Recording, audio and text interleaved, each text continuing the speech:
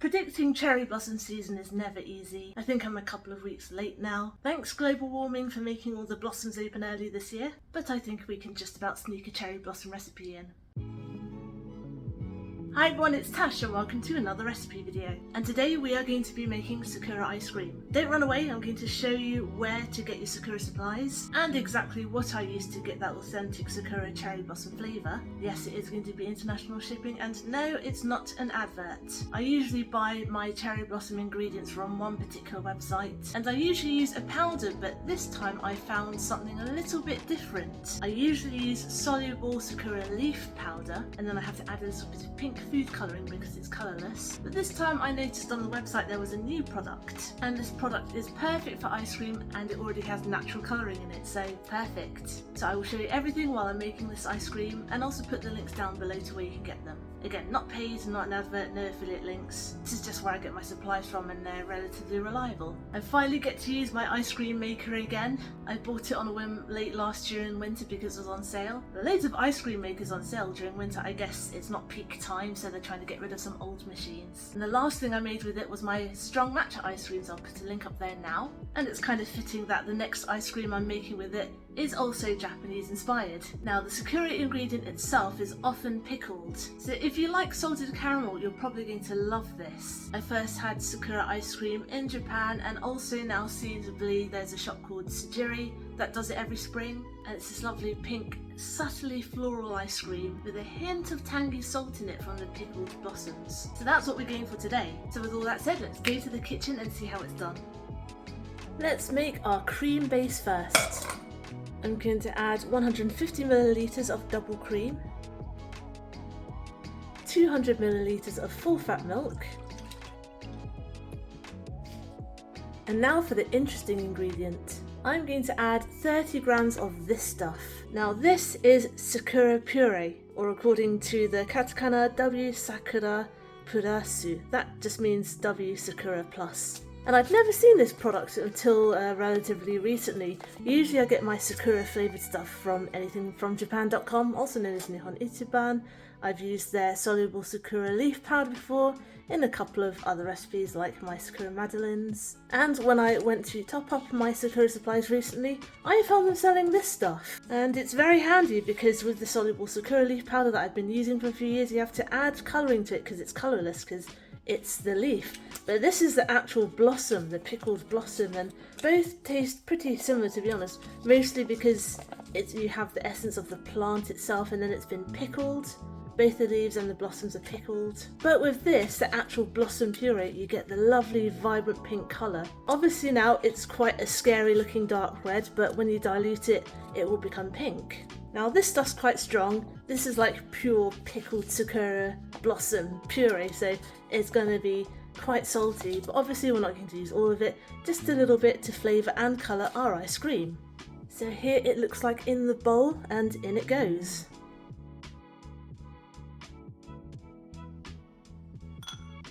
And we're simply going to give these a gentle whisk together.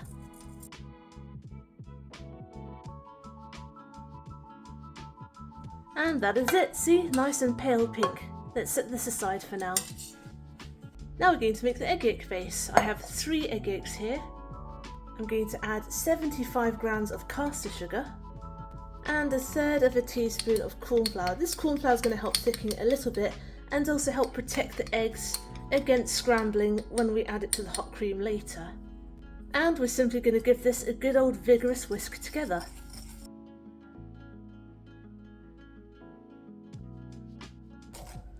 And that's your egg yolk base. Right, let's go to the hob now because we need to heat some cream. Now all we're going to do is heat the cream up until it's steaming and just coming to a bubble but not quite bubbling. Let's do that now. Whoops. I'm going to give it a few stirs just to make sure it doesn't burn at the bottom. Cream has a nasty habit of suddenly bubbling up and going everywhere when you take your eyes off of it, so don't take your eyes off of this. While it's heating up, keep an eye on it, give it the occasional stir. Oh, this is steaming and just about bubbling. I'm going to turn it off, take it off the heat, and we're going to work very quickly. Let's bring this over here. Now I've got a hot cream over here and we're going to very quickly, briskly stir half of it into our egg yolks.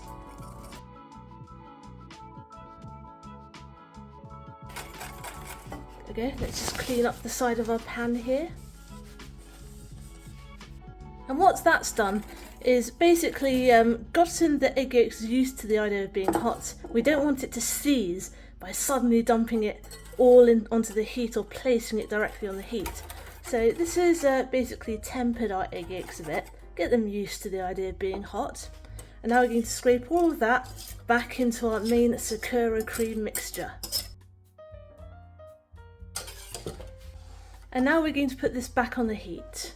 Pop this straight back on the heat and we're going to keep stirring it, this time over just a medium heat, until it gets thick enough to coat the back of the spokes of this whisk. We'll also stir, once we're done, with our, the spatula, and then you'll see that effect a little bit more easily, so keep stirring.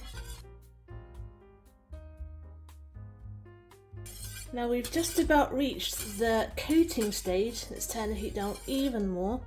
You can see it's clinging to the spokes of our, the whisk. And I'm going to just show you how that looks on the spatula. You can see it's getting quite thick. So let's keep stirring until it gets even thicker.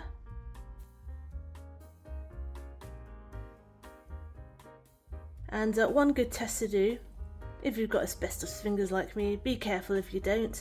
Take a clean finger, swipe it, and you can see it leaves a nice thick trail. So let's take this off the heat, and now the next thing we need to do is cool this down. So here I have an empty bowl. We're going to put this into the smaller bowl. Scrape every last drop out. Now we're going to put this bowl in the big bowl. Bear with me, there is method to my madness. Let's keep the spatula handy because we're going to need that. And we're going to fill the sides of this big bowl with ice, not in our Sakura mixture, mind. And also, while you do this, keep giving your Sakura mixture a stir every so often, because we've just heated cream. We will get a skin if we don't keep stirring it, as usually happens with creams and custards. So give it the occasional stir and fill the sides with ice. Be very careful not to get any water inside our cream mixture, because if we add water at this stage, then you're just going to get some crunchy ice crystals when it comes to actually churning your ice cream. So keep the water out to keep it nice and smooth. Meanwhile, while this is chilling, I'm going to put a container in the freezer to pre-chill it. Ugh, I've brought my beast of an ice cream maker over because our mixture has chilled. Let's open this up. We've got a paddle here. Get our bucket out. Oops. And now we're going to pour our ice cream mixture straight into our bucket.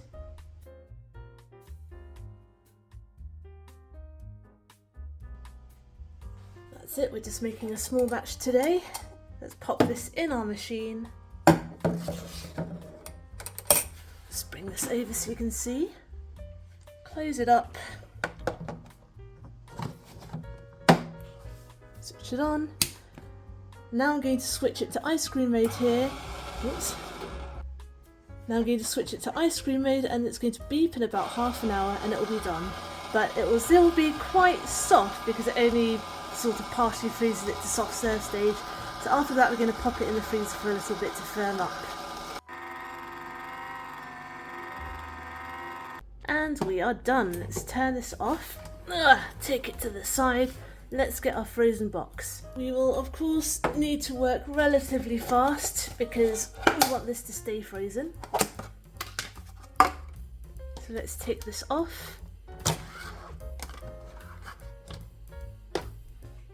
Let's take our bucket of ice cream out. Oh, that looks amazing. It looks more voluminous because, as a good ice cream maker should, it has whipped air into it, and that is why also you don't want to overfill your bucket before freezing and churning it. Let's get the churner out very carefully. Don't want to lose any of that precious ice cream. And we're going to scrape it straight into our waiting container.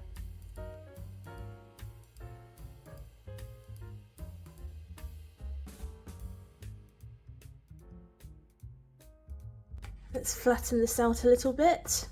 And as you can see, it is good soft serve texture, but we want it a little bit more scoopable. So I'm going to pop this in the freezer for another hour or so. Let's close this up.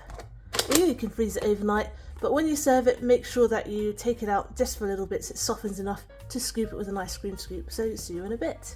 It's ice cream time. I am very excited. Let's take the lid off. And I have let it come to a little bit warmer. I took it out of the freezer just before I wanted to serve it, maybe half an hour first. Let's scoop it. Oh, maybe a bit too soft, but we can just about get away with it.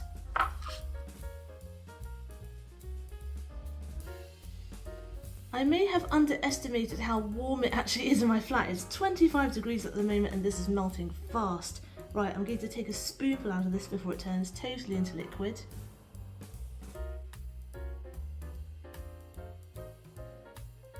Oh my gosh, it's turning into a milkshake.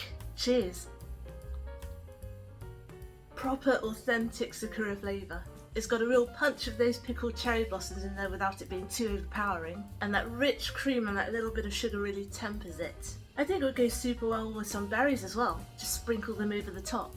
And you know what? I think it would go super well with some matcha ice cream as well. And whenever I go to Tsujiri, I always get the cherry blossom ice cream alongside the matcha ice cream. And I actually have some homemade matcha ice cream in the fridge left, so I might just do that. If you're not quite convinced by salty sweet things, then I would reduce the quantity of cherry blossom puree by about 5 grams. Reduce it by 10 grams at absolute most. I'd only say reduce it by 5 grams though, because you want the flavour in there, otherwise you're just not going to get any flavour. Oh, colour. This is perfect for me though. I wouldn't want any less flavour in there. Oh, that really brings me back to Japan. So there you go, real Sakura ice cream. Thanks for watching. I hope you enjoyed today's recipe video and I hope you'll join me next Wednesday for my next one. Get the full written recipe on my blog tashcakes.com, follow me on Instagram, I'm tashcakes.tastes, and find me on TikTok too, I'm tashcakes there too, but my handle is food in slow motion. Subscribe and hit the notification bell if you'd like to see more. Give this video a like if you'd like to help other people find it. Comment down below if you'd like me to make anything in particular, and I will see you all next time. Be good, be nice, and have a good week.